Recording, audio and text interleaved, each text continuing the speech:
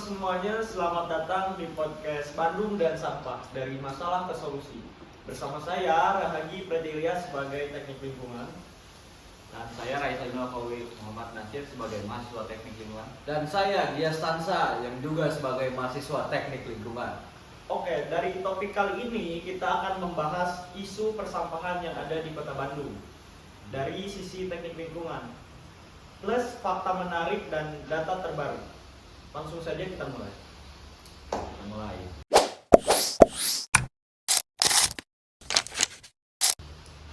Teman-teman yang ada di sini, tahu gak sih kalian Bandung itu dikenal sebagai tempat wisata yang indah gitu. Ya.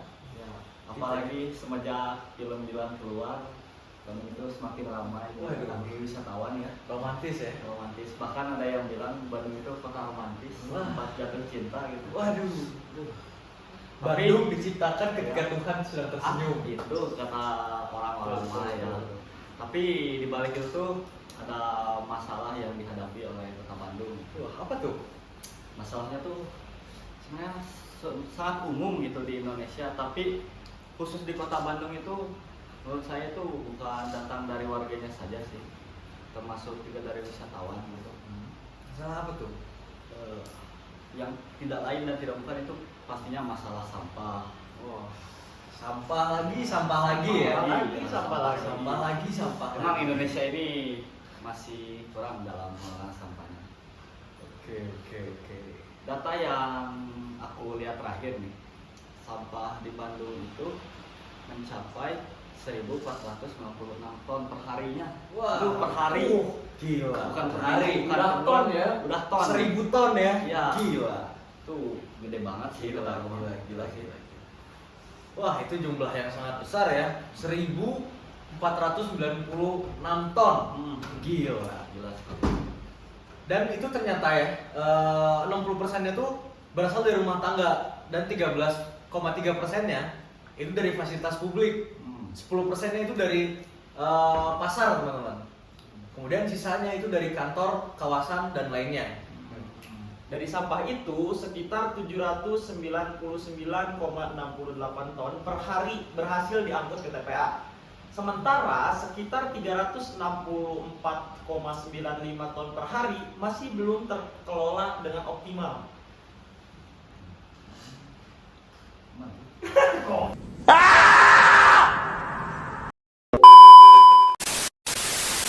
Apa sih yang paling banyak dibuang di Kota Bandung ya sama warga Bandung gitu? Apa tuh? Kalau dari data 2023 menunjukkan itu banyaknya itu dari sisa makanan sama sampah organik, yaitu sebesar 44,5%.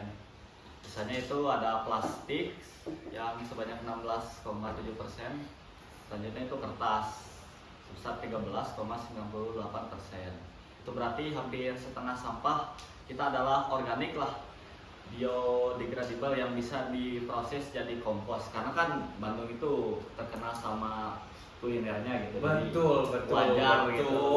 Nah, masalahnya ini, teman-teman, pemisahan sampah di sumber itu masih kurang banget lah.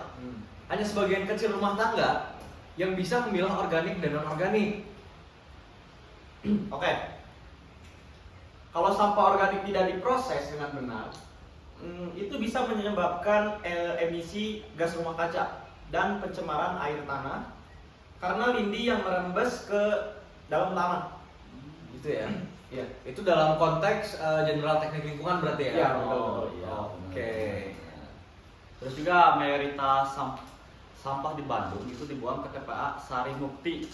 Nah, tapi kapasitasnya sering tidak mencukupi nih teman-teman, karena mungkin terlalu banyak ya sampahnya gitu, jadi nggak mencukupi.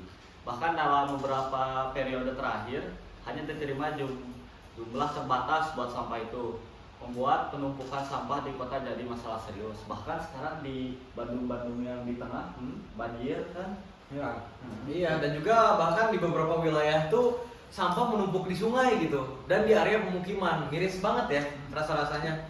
Dan ini bukan hanya tentang bau dan pemandangan buruk gitu, Tapi juga kan tentang resiko kesehatan dan pencemaran air ya teman-teman ya, karena di mana kita tinggal harusnya nyaman ya, kualitas airnya harus bagus, kemudian udaranya, apalagi pemandangan gitu ya, bikin kita nyaman gitu. Nah, oke, kalau dari perspektif teknik lingkungan nih teman-teman, tantangannya bukan cuma koleksi dan angkut, tetapi juga optimasi pengolahan seperti TPS 3R, tempat pemrosesan sampah, reuse, recycle. Terus ada komposisi organik, daur ulang plastik dan kertas, smart waste, hubs berbasis teknologi digital, teman-teman. Semua itu adalah bagian praktik terbaik dalam teknik lingkungan. Wah, gitu ya, TPS 3R ya, composting organik, daur ulang, kemudian ada smart waste. Ya, gitu. Berarti itu solusi yang harus diterapkan nih di Kota Bandung. Ya, itu dari perspektif teknik lingkungan ya teman-teman, disclaimer. Oke. Oh. Ada banyak ya inovasi di Bandung untuk mengatasi masalah ini. Contohnya sih kalau yang saya pikirin yaitu ada program kawasan bebas sampah atau bisa disingkat KBS di beberapa RW yang menerapkan 3R secara mandiri. Oke, dan juga komunitas dan perusahaan juga harusnya berkontribusi ya. Itu Jadi benar. contohnya kayak konsep waste friendly supermarket di Bandung yang memfasilitasi pengolahan sampah kemasan dengan pendekatan circular economy gitu. Jadi nggak hanya rumah tangga aja, tapi juga perusahaan, kemudian market supermarket yang ada di Bandung itu juga setidaknya bisa melihat celahnya gitu, dan mereka bisa memfasilitasi gitu para warga-warga agar lebih aware sama lingkungannya sendiri gitu. Nah, kalau dari sisi kampus, mahasiswa teknik lingkungan itu aktif melakukan socialization dan implementation terkait pemilahan dan penanganan sampah di lingkungan warga, teman-teman.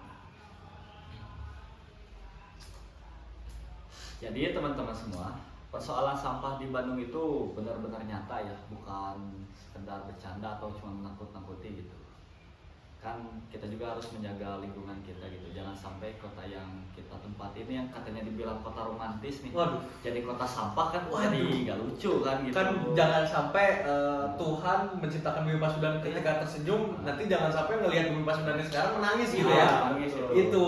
Ya, masa nanti di film Dilan selanjutnya dia ngulung sampah sama dia. Nah itu Nggak- dia, kan nggak itu nggak asik lucu gitu, ya. nggak lucu, Yang biasanya kan. dia di motor romantis Iya. gitu, jadi tiba-tiba mungutin sampah kan, aduh jadi nggak estetik kayak gitu kalau kata anak sekarang Jadi tuh. kurang estetik gitu, kayak karena ini bukan Bandung banget.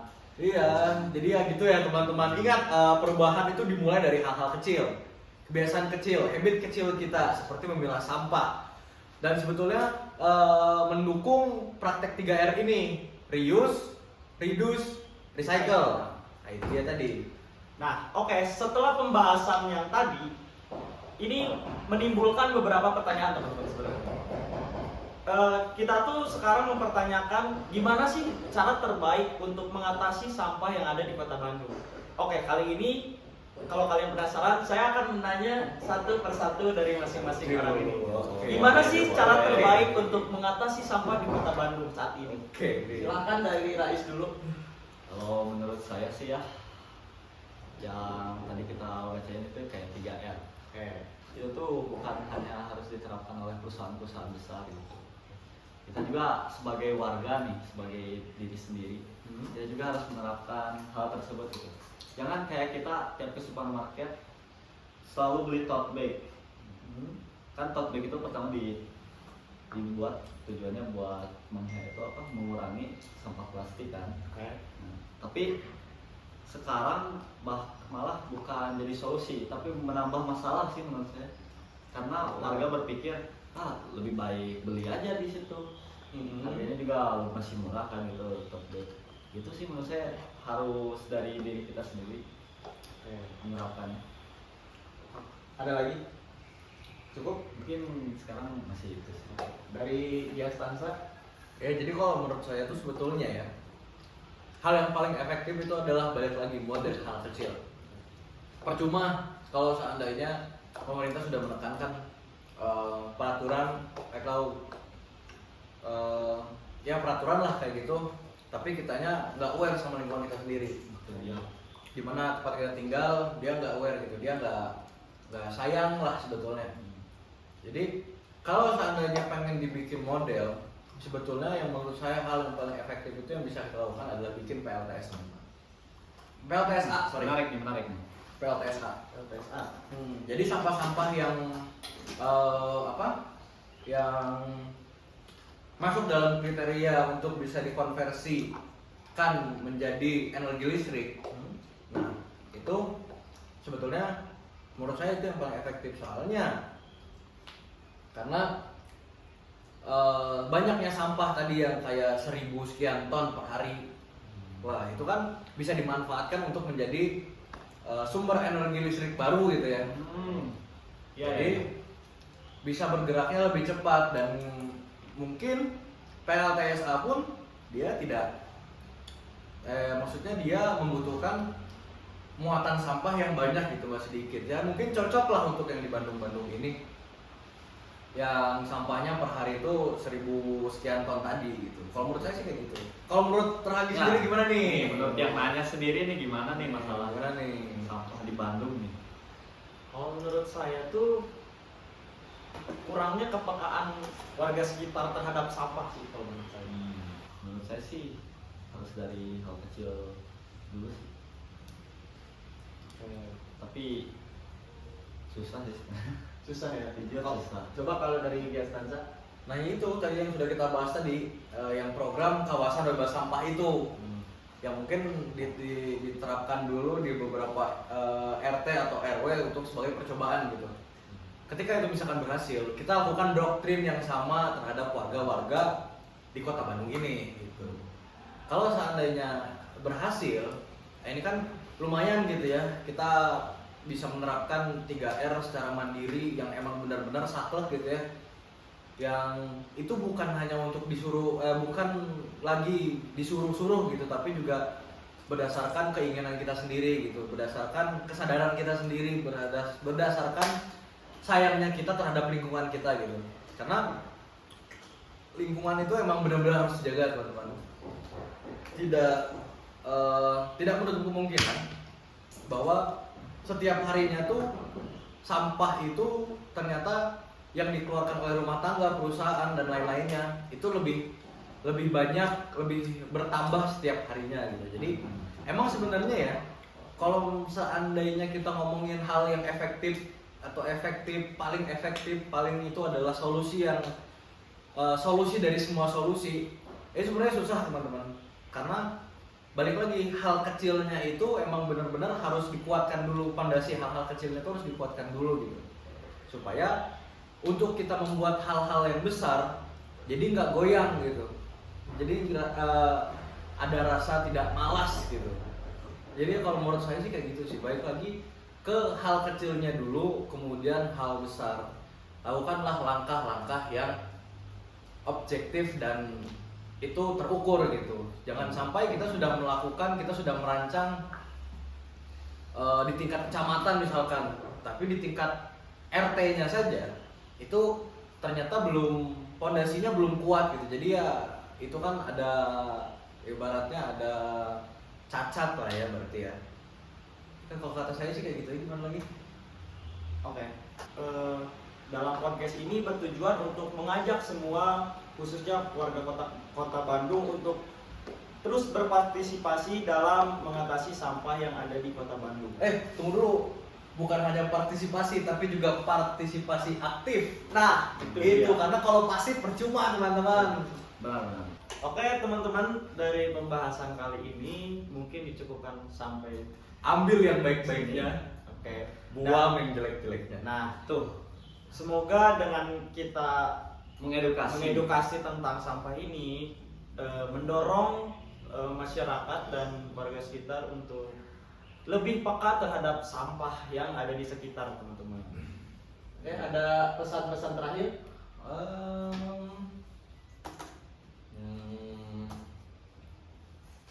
Ya kalau dari saya itu tadi sih lebih menekankan mulai dari langkah-langkah kecil yang objektif. Jangan pernah kita mikir, saya tuh pengennya kayak gini. Cuman langkah yang kita ambil tuh nggak ada, atau bahkan yang langkah yang kita ambil tuh tidak terukur gitu, di luar jangkauan kita pengen hal tersebut, cuman kita ambil misalkan nih kita melangkah maksimal itu dalam satu langkah adalah semeter, cuman kita ambil langkah 50 meter kan nggak keudak ya teman-teman ya.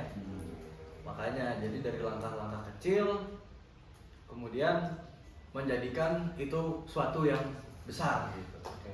Kalau dari Rais? Kalau dari saya sih, kita tuh harus memulai itu bukan dari sesuatu yang besar, tapi sesuatu yang kecil. Karena nggak mungkin dong kita tiba-tiba blok bikin suatu hal yang gede, tapi suatu hal yang kecil itu belum kita pahami. Gitu. Jadi kita tuh harus membentuk habit dari hal-hal kecil yang kita mampu aja. Seperti itu. Oke. Kata-kata dari kami terakhir, bumi tidak pernah minta dirusak.